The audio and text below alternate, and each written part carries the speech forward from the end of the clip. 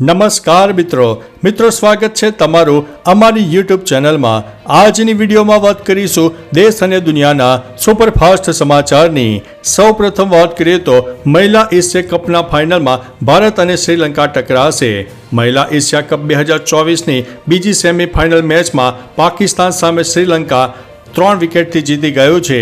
પહેલી સેમીફાઇનલમાં મેચમાં બાંગ્લાદેશને હરાવીને ભારત ફાઇનલમાં પહોંચી ગયું છે। ત્યારે હવે આજે રવિવારે 28 જુલાઈના રોજ ભારત અને શ્રીલંકા વચ્ચે ફાઇનલ મેચ રમાશે। 141 રનના ટાર્ગેટ સામે શ્રીલંકાની ટીમે 19.5 ઓવરમાં 7 વિકેટ ગુમાવીને આ મેચ પોતાને નામે કરી લીધી છે। મિત્રો, અન્ય મહત્વના સમાચારની વાત કરીએ તો વૈજ્ઞાનિકોએ હીરાનો 16 કિલોમીટર જાડો પડ શોધી નાખ્યો છે।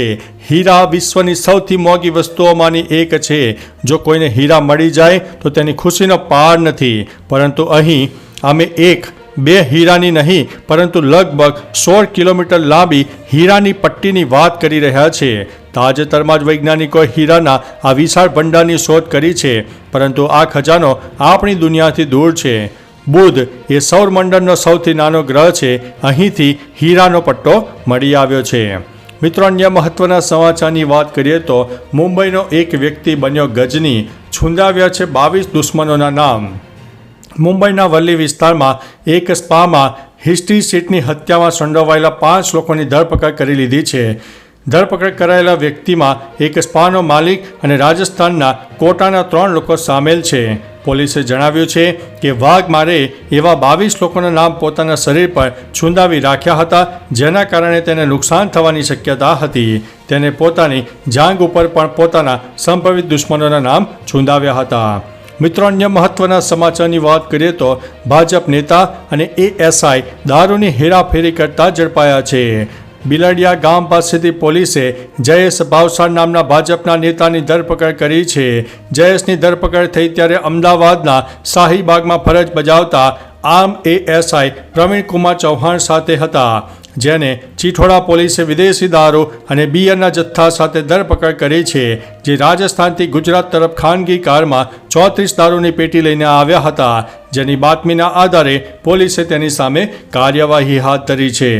મિત્રો, અન્ય મહત્વના સમાચારની વાત કરીએ તો ડાયનાસોર અને માણસોના કનેક્શનનો ખુલાસો થયો છે। સંશોધકોએ બ્રાઝિલમાં એક અનોખી શોધ કરી છે, જે એવી શક્યતાને મજબૂત કરે છે કે હજારો વર્ષ પહેલાં પણ માણસો ડાયનાસોર વિશે જાણતા હતા।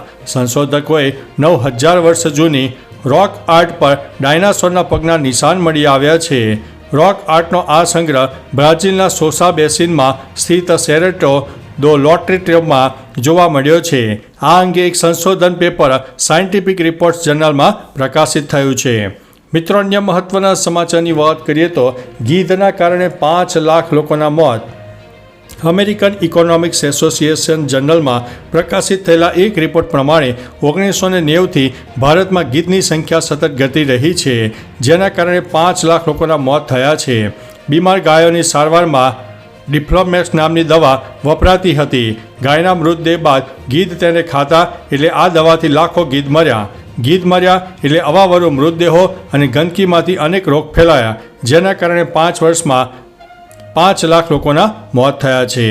મિત્રો, અન્ય મહત્વના સમાચારની વાત કરીએ તો ચાંદીપુરા વાયરસે મચાવ્યો છે હાહાકાર। ગુજરાતમાં ચાંદીપુરા વાયરસે હાહાકાર મચાવી દીધો છે। અત્યાર સુધીમાં 127 શંકાસ્પદ કેસ નોંધાયા છે। સામે આવેલા આંકડા મુજબ સૌથી વધુ સાબરકાંઠામાં 12 શંકાસ્પદ કેસ નોંધાયા છે। શંકાસ્પદ પૈકી 39 કેસો હાલ પોઝિટિવ છે।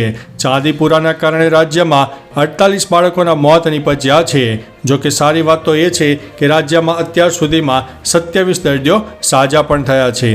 મિત્રો, અન્ય મહત્વના સમાચારની વાત કરીએ તો ભારતમાં સૌથી વધુ વરસાદ ગુજરાતના આ 3 જિલ્લામાં ખાબકી ગયો છે।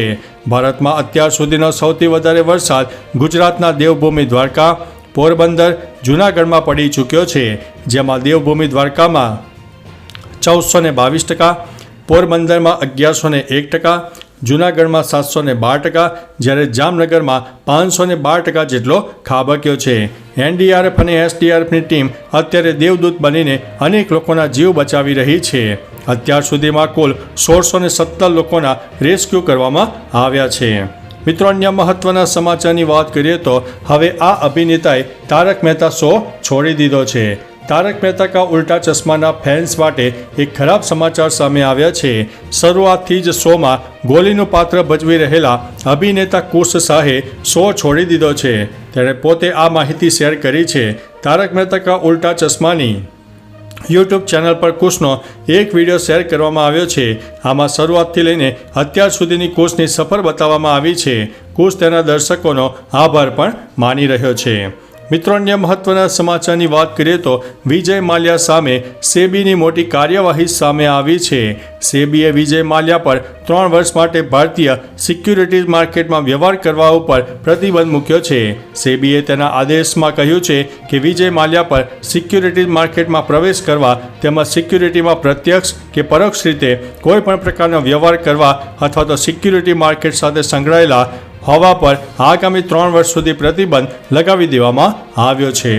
મિત્રો, અન્ય મહત્વના સમાચારની વાત કરીએ તો કુપવાડામાં ફરી આતંકવાદીઓની નાપાક હરકત સામે આવી છે. જમ્મુ કાશ્મીરના કુપવાડામાં સુરક્ષા દળો અને આતંકવાદીઓ વચ્ચે અથડામણની ઘટના બની છે. એન્કાઉન્ટરમાં 3 જવાનો ઘાયલ થયા છે. સેનાએ સર્ચ ઓપરેશન હાથ ધર્યું છે. આ એન્કાઉન્ટર કોમકારી વિસ્તારમાં શરૂ થયું હતું. છેલ્લા કેટલાક અઠવાડિયાથી લગભગ દરરોજ જમ્મુ કાશ્મીરના કોઈને કોઈ જિલ્લામાં સુરક્ષા દળો અને આતંકવાદીઓ વચ્ચે અથડામણ થયેલી જોવા મળી રહી છે. અન્ય મહત્વના સમાચારની વાત કરીએ તો ગુજરાતીઓ સાવધાન, અતિભારે વરસાદની આગાહી કરવામાં આવી છે. હવામાન વિભાગ દ્વારા રાજ્યમાં ઘણા વિસ્તારોમાં ભારેથી અતિભારે વરસાદની આગાહી વ્યક્ત કરવામાં આવી છે. અમદાવાદ, દાહોદ, છોટાઉદેપુર, પંચમહાલ, વડોદરા, નર્મદા, ભરૂચ, તાપી, ડાંગમાં ભારે વરસાદ થઈ શકે છે. બીજી બાજુ સૌરાષ્ટ્રના રાજકોટ, અમરેલી અને ભાવનગરમાં અતિ ભારે વરસાદ પડવાની શક્યતા છે. આ સાથે માછીમારોને દરિયો ન ખેડવા માટે સૂચના આપી દેવામાં આવી છે. મિત્રો, અન્ય મહત્વના સમાચારની વાત કરીએ તો નવી મુંબઈમાં 3 માળની ઇમારત ધરાશાયી થઈ છે.